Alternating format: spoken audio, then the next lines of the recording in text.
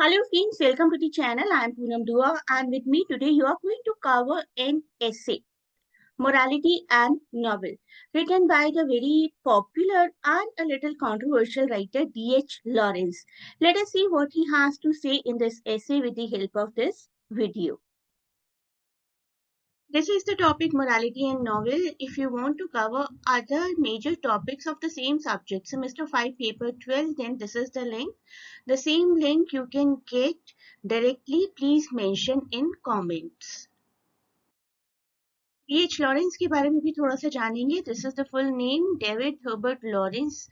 Lifespan 1885 to 1930. He was born in a working class family, writer of poetry, novels, short stories, plays, essays, and criticism, and kind of a controversial writer, specifically for writing the novel Lady Chatterley's Lover. Learn the name of this essay plus the year in this essay, Morality and Novel, published in 1925.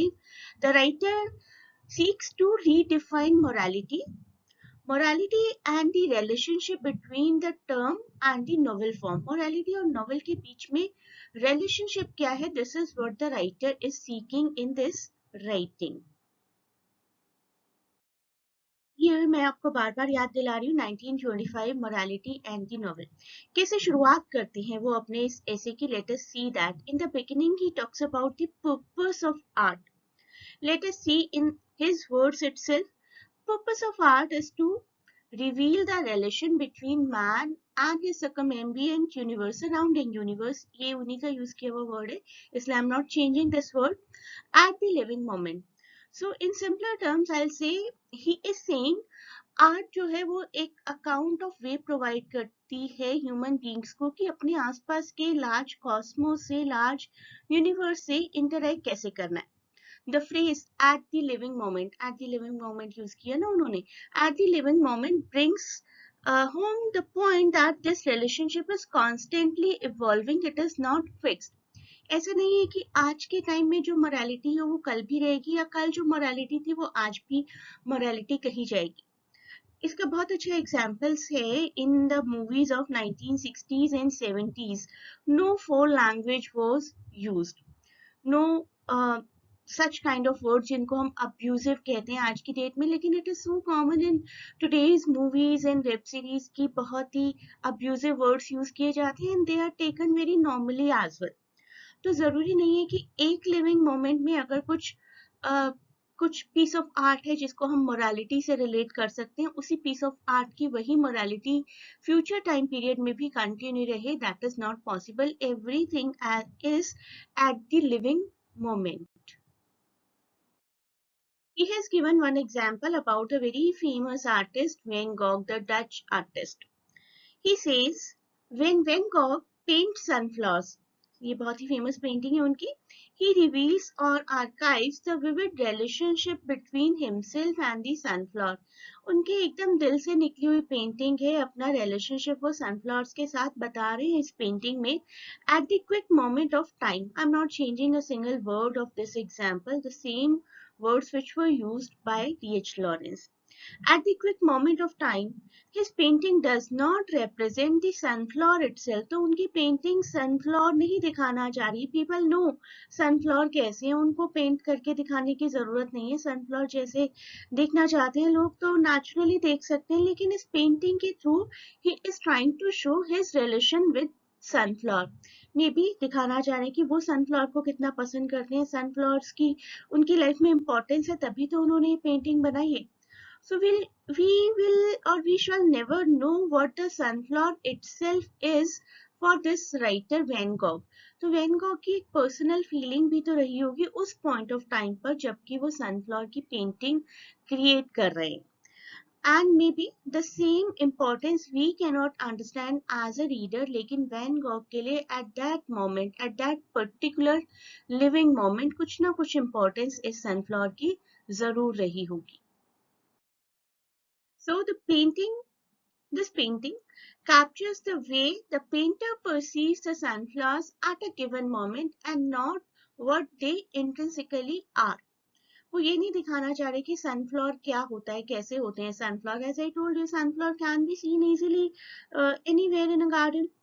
But वो painting जब वो कर रहे थे तब उनके लिए एक मोमेंट था, वो उस मोमेंट में उनके लिए सनफ्लावर की कोई ना कोई इम्पोर्टेंस रही होगी. So from this perspective, the painting captures the way painter at that particular moment is considering, perceiving those particular objects which he or she is painting. The painting just provides an impression of the flower from the standpoint of the artist. हम एक जगह खड़े हैं, हम उस painting को देख रहे हैं, बट राइटर के लिए उसकी इंपॉर्टेंस, पेंटर के लिए उसकी इंपॉर्टेंस कुछ और है. In other words, according to Lawrence, art is thoroughly subjective. बिल्कुल सब्जेक्टिव होती है art. It is not so much a mirror to concrete reality out there. ऐसा नहीं है कि बस आर्टिस्ट ने कुछ पेंट कर दिया, राइटर ने कुछ लिख दिया तो वो कॉन्क्रीट रियलिटी बन जाती है, वो एक यूनिवर्सल ट्रूथ बन जाए, ऐसा कुछ नहीं है. That is just the expression of that particular point, the personal moment of that particular time of the artist. Let us see what he is saying in the second part of the essay. He is saying, morality should be seen as a delicate, forever trembling and changing balance between the writer and his or her circumambient universe. So in the second part of ऐसे वो morality को थोड़ा सा और define करते हैं. Conventionally morality क्या होती है? Morality is a code of conduct derived from religion, derived from culture, derived from society और family. इन्हीं सब चीजों पर मोरालिटी अप्लाई होती है ना. So it prioritizes collective belief over individual choices. लेकिन हर इंडिविजुअल की मोरालिटी को लेकर अलग अलग चॉइसेस हो सकती हैं. Instead, morality should be seen as these words. Morality बहुत delicate है, हमेशा tremble करती रहेगी, मतलब हमेशा मूव ऑन होती रहेगी, चेंज होती रहेगी. ऐसा नहीं है कि एक यूनिवर्सल ट्रूथ बन के बैठ जाती है morality and it can apply to all the further generations. No, nothing like that. To put it simply, nothing about morality should be prescriptive. बस ऐसा फॉलो करो, ये forever एक morality है, ऐसा नहीं है. The writer must resist subscribing to conventional morality, channelizing her or his art to focus on exploring the nuances of the shifting interrelationship between the self and the universe.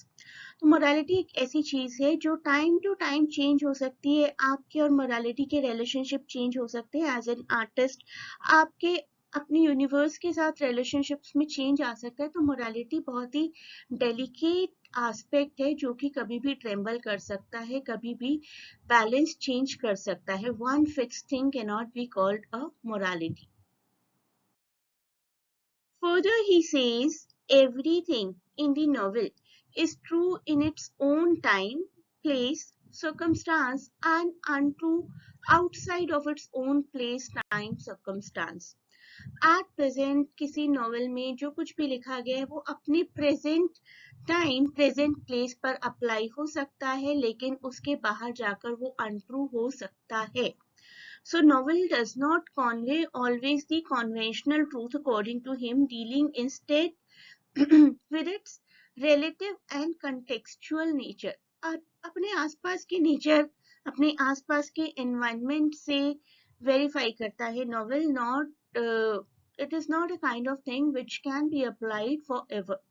So everything is true in the novel अपने current time में, अपने current place में, अपने current circumstances में. Something that could be called a morality during the time period of Jane Austen cannot be called a morality or cannot be called ideal today. Take example of Jane Austen's novel itself, Pride and Prejudice, Persuasion, and many more. That point of time, it was shown that the sole purpose of every girl is to get married, but the same concept can be debated today, right? It cannot be said that the purpose of every girl's life today should be only marriage. या जिस भी तरीके के concept दिखाए गए थे उसमें दिखाया गया था कि property is to be given only to a male relative.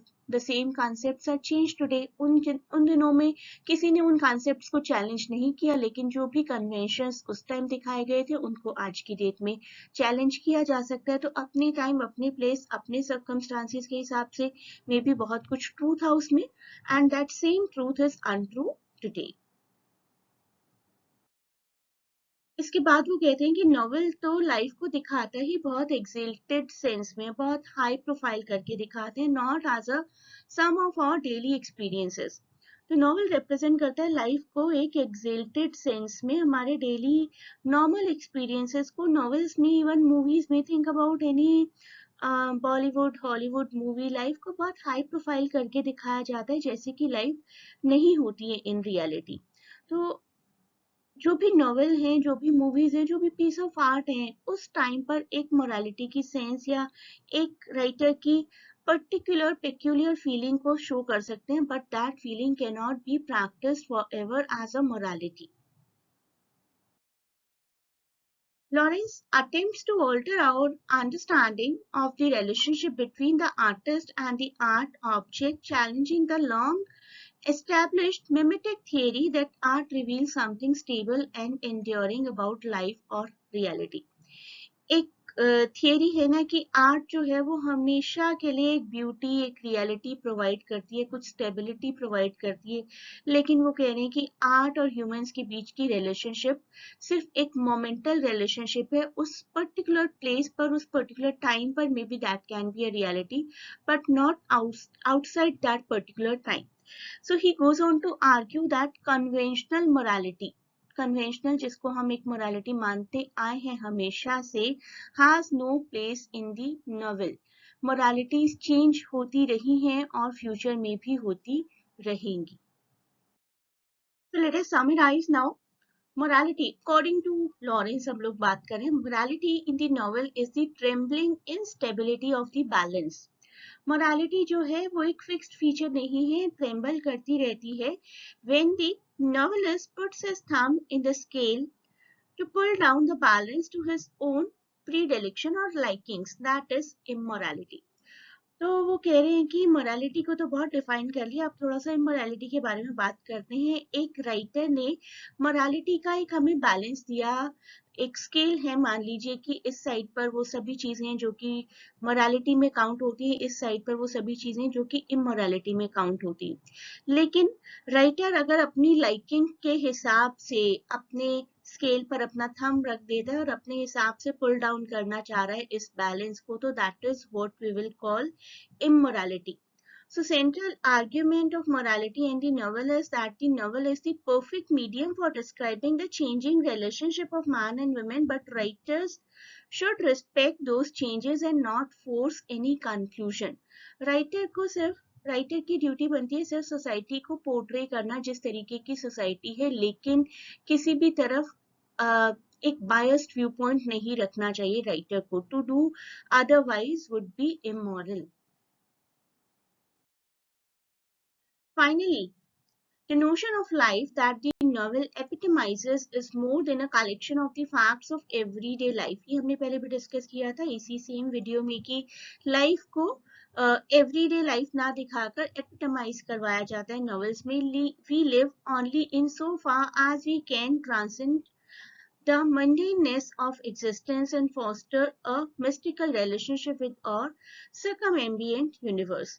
और हम उसी बोरियत के साथ अपनी लाइफ को जीते रहते हैं और चेंज करने की कोशिश करते हैं अपने आसपास के सराउंडिंग्स को जितना भी पॉसिबल होता है as per whatever has been epitomized in the novels. So that is it for this part of the video. You may join the classes to cover all the topics in detail. Can click the link in description to get connected to us for admission purpose.